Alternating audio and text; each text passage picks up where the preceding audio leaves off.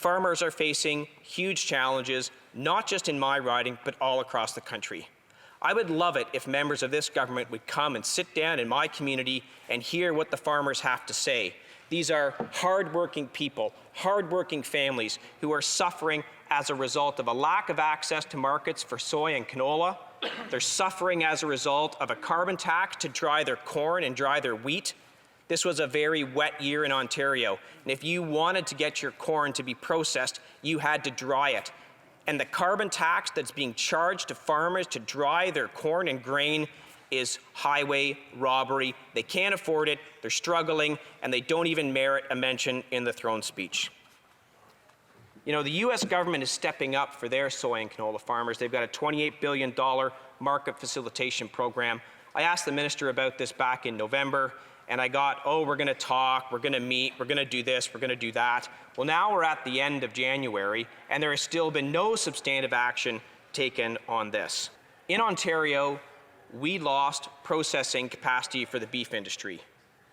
This is critical. In talking with some of the farming families in my riding, I can tell you this: when they looked for an alternative place to have their cattle processed, they were told, well, we can handle that in April. This was in November.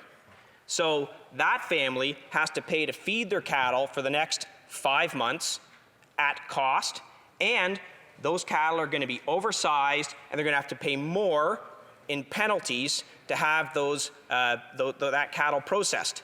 What's the response from the government? What have they done? Was it mentioned in the throne speech? These are hard-working Canadian families who are suffering, and they don't even deem a mention in the throne speech. It is having a devastating effect. Mr. Speaker, I have to say I will be voting against this throne speech, as there is absolutely nothing in it for the residents of my riding and for residents across this country in small towns and rural communities. Questions and comments.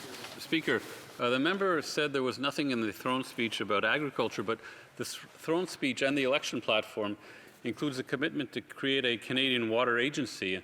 And I would suspect that a great focus of that agency would be on water and agriculture. And we know that water is the lifeblood of agriculture, so if we can solve irrigation challenges, we can give a boost to agriculture.